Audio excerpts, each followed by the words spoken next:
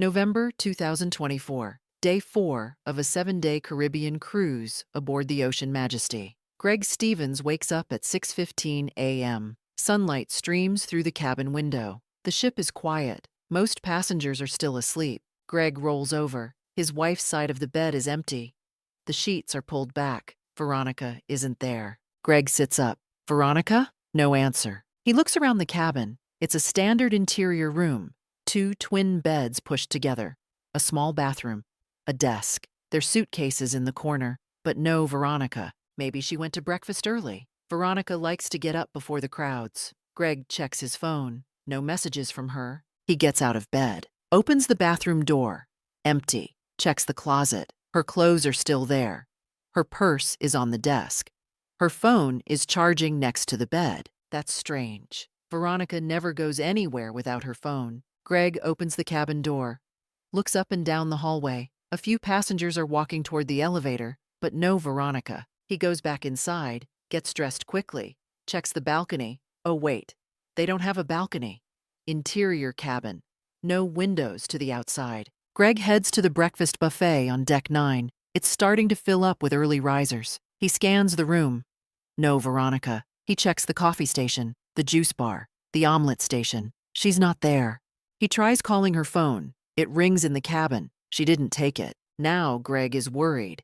It's been 45 minutes since he woke up. Veronica wouldn't just disappear without telling him, even if they'd been fighting, which they had been the night before. She wouldn't do this. Greg goes to the guest services desk on deck 5. A young woman in a crisp white uniform smiles at him. "Good morning, sir. How can I help you? My wife is missing. I can't find her anywhere." The smile fades. Missing? When did you last see her? Last night, around 1 a.m. I came back to the cabin and she was asleep. This morning she's gone. The woman picks up a phone. "Let me get our security team." Within 10 minutes, Chief Security Officer Michael Torres arrives at guest services. He's in his 50s, former Navy, calm and professional. "Mr. Stevens, I'm Chief Torres. Tell me what happened," Greg explains. Veronica was in bed when he returned to the cabin at 1 a.m. This morning, she's gone. Her phone, purse, and belongings are all in the cabin, but she's nowhere on the ship. "What was your wife wearing last night?" Torres asks. "A black dress and heels. We went to the casino." Torres makes notes. "Do you and your wife have an argument?" Greg hesitates. We had a disagreement, but nothing serious." "What about?" "Personal stuff, marriage stuff." Torres nods. "I'm going to initiate a search.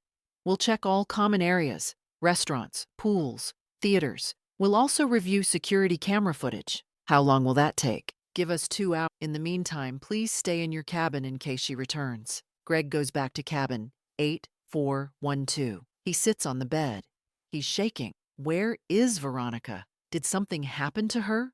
Or did she leave? Run away? No, that doesn't make sense. They're in the middle of the ocean. Where would she go? In the security office, Chief Torres and his team start reviewing camera footage. The Ocean Majesty has over 400 cameras throughout the ship. Hallways, elevators, pool decks, dining rooms, casinos, theaters. Almost every public area is monitored. Torres starts with the most recent footage and works backward. He's looking for any sign of Veronica Stevens. 6 a.m.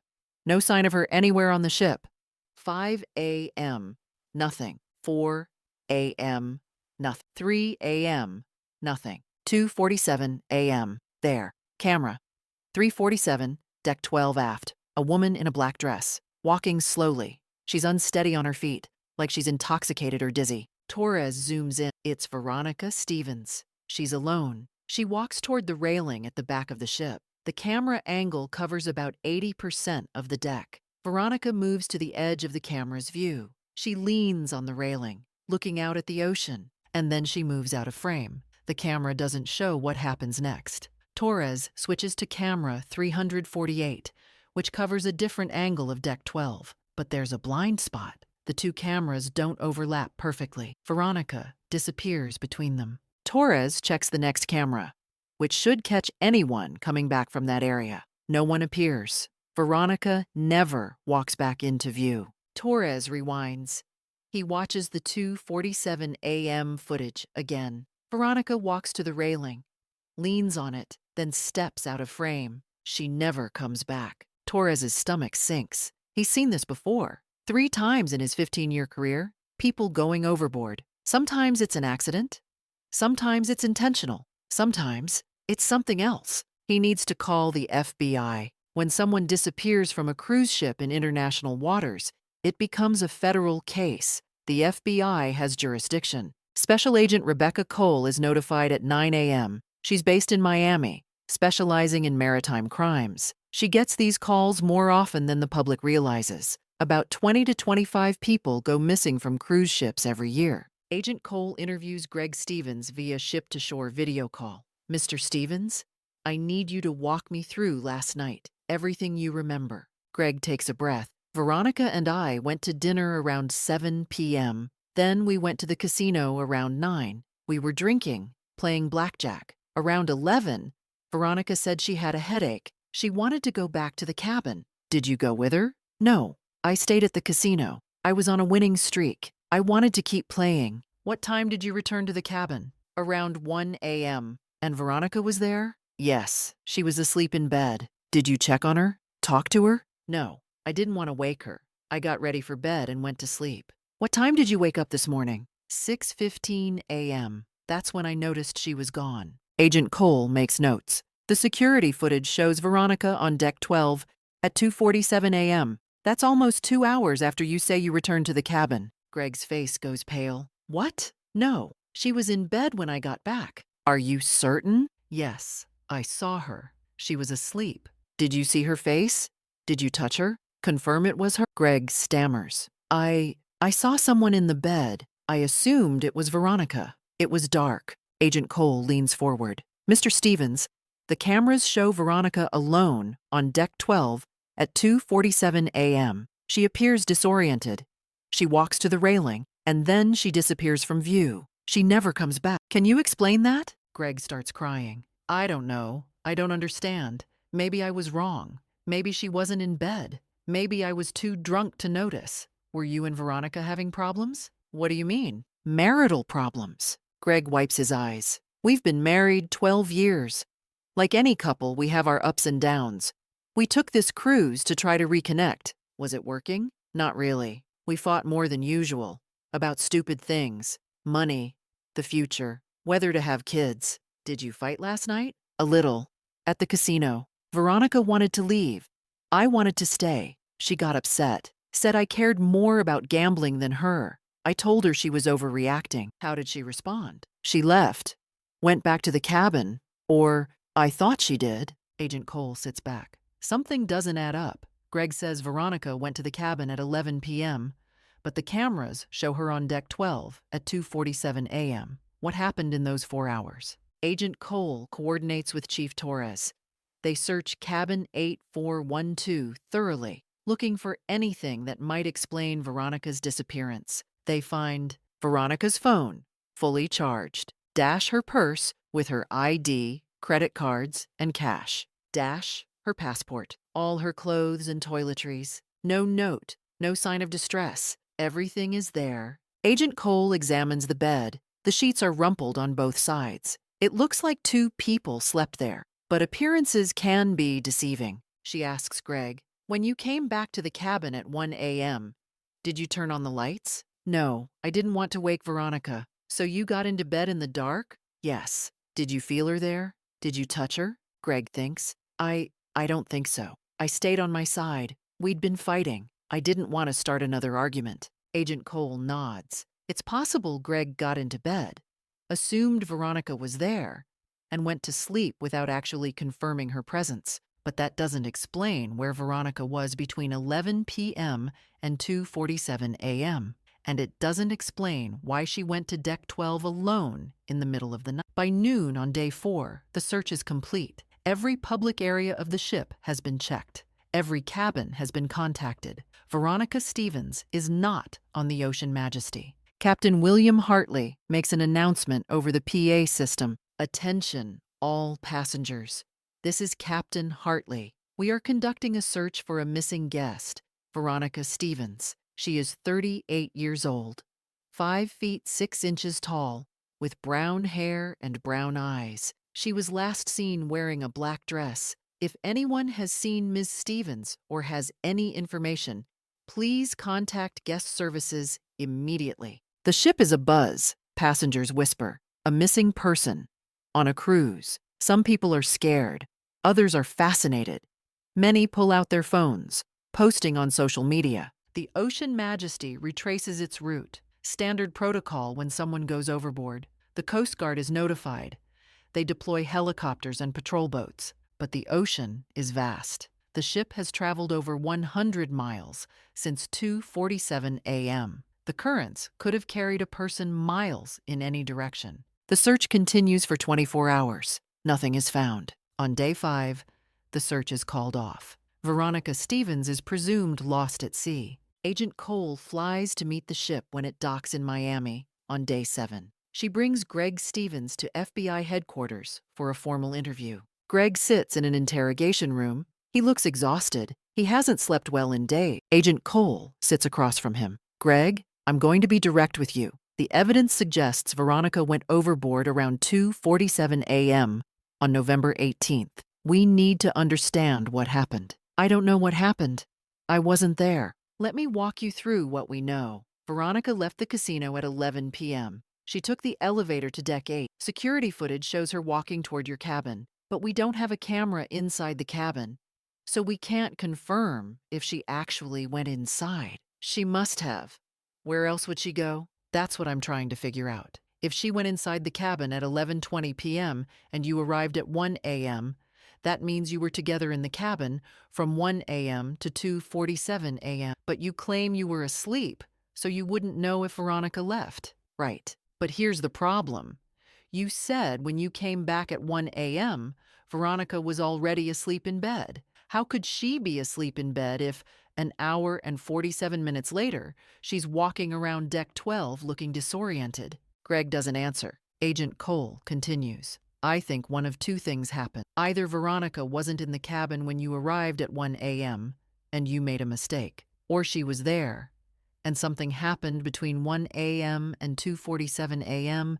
that you're not telling me about. Greg's voice is quiet. I don't remember everything. I'd been drinking. Passengers in the cabin next to yours reported hearing raised voices around 2:30 a.m. Were those voices yours and Veronica's? Greg's shoulders slump. Maybe. I don't know. Everything from that night is blurry. Greg, did you and Veronica have another argument in the cabin? Long pause. Then Greg nods. Yes. She woke up. She was upset. We argued. About what? About the same thing. The marriage. She said she wanted a divorce. I told her she was being dramatic. She got more upset. What happened then? Greg closes his eyes. She got out of bed, said she needed air. I told her not to go. It was the middle of the night, but she didn't listen. Did you follow her? Another pause. Yes. Where did she go? To deck 12, the back deck. It's usually empty at night. She went to the railing. And then what happened? Greg's voice breaks. It happened so fast.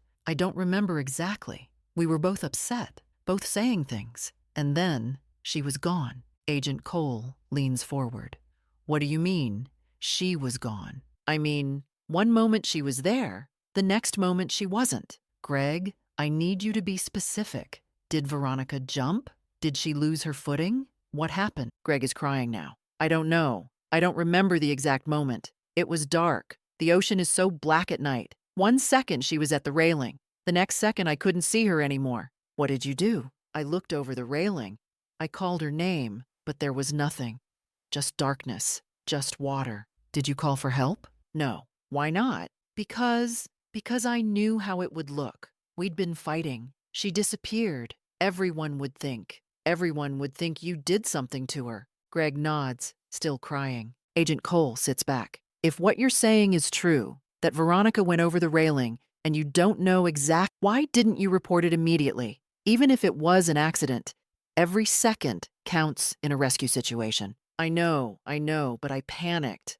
I thought if I told the truth, no one would believe me. Greg Stevens is arrested and charged with manslaughter and obstruction of justice. The prosecution's case is built on several key points. 1. Greg's changing story, first saying Veronica was asleep, then admitting they fought. 2. His failure to call for help when Veronica went overboard. 3. His decision to wait until morning to report her missing. 4. Expert testimony that immediate rescue efforts might have made a difference. Greg's defense attorney argues that Veronica's disappearance was a tragic accident. Greg panicked but he didn't intentionally harm his wife. The trial takes place 6 months later. The prosecution presents security footage, witness testimony, and Greg's conflicting statements. They argue that even if Veronica's disappearance was accidental, Greg's failure to act cost her any chance of survival. The defense counters that Greg was in shock, that in the dark from Deck 12,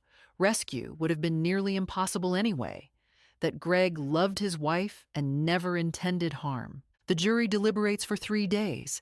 They return with a verdict, guilty. Greg Stevens is convicted and sentenced to prison. He'll serve years before being eligible for parole. Veronica's body was never recovered. The ocean claimed her. Her family held a memorial service with an empty casket. The Ocean Majesty continues its Caribbean routes. The cruise line installed additional safety cameras to eliminate blind spots. They also implemented new policies for late-night passenger monitoring. But for Veronica's family, none of it matters. Their daughter, sister, and friend is gone, lost to the ocean on what should have been a relaxing vacation. Veronica's mother, Patricia, speaks at a victim impact hearing. "My daughter wanted out of an unhappy marriage. Instead of letting her go with dignity, my son-in-law stood by while she disappeared into the ocean. He chose to save himself instead of calling for help. That's unforgivable." Greg maintains that what happened was an accident, that he panicked, that he made terrible choices in a moment of crisis, but the jury decided otherwise. Years have passed since that November night. The case is closed. A verdict has been reached. But questions remain. What exactly happened on Deck 12 at 2:47 a.m.? Was it truly an accident? Or is there more to the story that Greg isn't saying? Only 2 people know the full truth. One is in prison, the other is in the ocean. The passengers who were on the Ocean Majesty that week still talk about it. The woman who disappeared, the husband who waited until morning to report it, the massive search that found nothing. Some of them wonder if they walked past Veronica that night. If they'd been on Deck 12 at 2:47 a.m., could they have helped? These questions have no answers, just like the ocean has no markers to show where Veronica Stevens took her last breath. Cruise ships promise escape, relaxation, a break from For most passengers, that's exactly what they deliver. But for Veronica Stevens, a 7-day Caribbean cruise became her final voyage. Day 4 was supposed to be a port day in Grand Cayman. Veronica had been looking forward to it, swimming with stingrays, snorkeling, enjoying the sunshine. Instead, Day 4 became the day everyone realized she was gone. Greg wakes up every day in prison. The first thought he has is the same: Veronica is gone. Whether his version of events is complete or whether there are details he's left out doesn't change the outcome. She disappeared from Deck 12 at 2:47 a.m. on November 18th, 2024, and he didn't call for help. That's the fact everyone agrees on. Everything else is interpretation. Everything else is doubt. Was it an accident? Did Veronica lose her footing in the dark? Or did something else happen that Greg can't or won't fully explain? The ocean keeps its secrets. The cameras captured Veronica's last visible moments, but what happened in that blind spot, in those final seconds, remains unknown. Maybe Greg is telling the truth. Maybe he panicked and made catastrophic decisions. Maybe he genuinely doesn't remember exactly what happened. Or maybe there's more to the story. Details that died with Veronica. Details Greg will never share. The verdict said guilty, but the verdict can't answer every question, can't fill every gap, can't show what the cameras couldn't see. Veronica Stevens is one of approximately 20 to 25 people who go missing from cruise ships each year. Some jump, some fall, some are pushed. The ocean doesn't discriminate. Her case is closed. Her husband convicted. Her body lost forever. But the mystery remains. In the dark water, in the camera's blind spot, in the space between what Greg says happened and what actually did. The ocean knows, but the ocean doesn't tell.